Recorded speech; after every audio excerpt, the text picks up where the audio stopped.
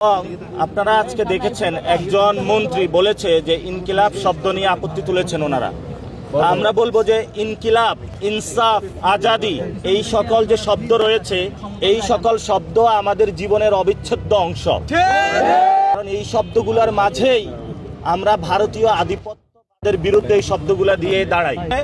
আমরা দেখতে পাচ্ছি যে ভারতীয় প্রতিচ্ছবি যেই শব্দগুলা নিয়ে গাত্রদহ আগে হলো শেখ হাসিনার হয়েছে, আওয়ামী লীগের হয়েছে, এখন হলো আমরা বলবো না পুরা বিএনপির মধ্যে অনেক লোক আছে যারা গুপ্ত ভারতীয় এজেন্ট, গুপ্ত ভারতীয়।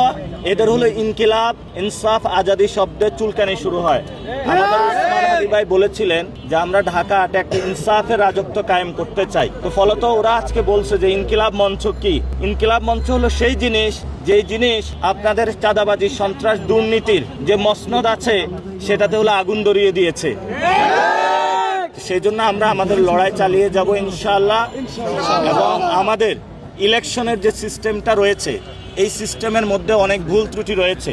অর্থাৎ এখানে চাঁদাবাজ, সন্ত্রাস, দুর্নীতিবাদ যারা, তারাই সংসদে যাওয়ার সিস্টেম। এই সিস্টেম পরিবর্তন করতে হবে।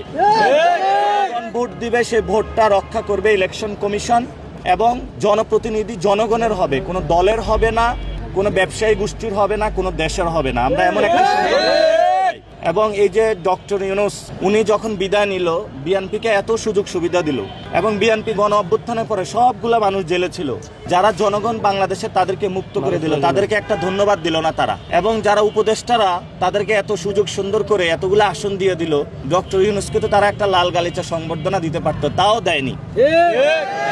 তো এই জন্য বলবো হলো বিএনপি একটা অকৃতজ্ঞ দল, জনগণের প্রতি অকৃতজ্ঞ এবং মানুষের প্রতি অকৃতজ্ঞ। এবং যদি এই ধরনের অকৃতজ্ঞ হয়ে বাংলার মাটিতে তাদের লড়াই তারা চালিয়ে যায় তাহলে বাংলাদেশের মানুষ তাদেরকে একদিন ছুঁড়ে ফেলে দিব। আপনারা দেখেছেন একজন মন্ত্রী সমঝোতার নামে চাঁদাবাজি জায়েজ করতেছে।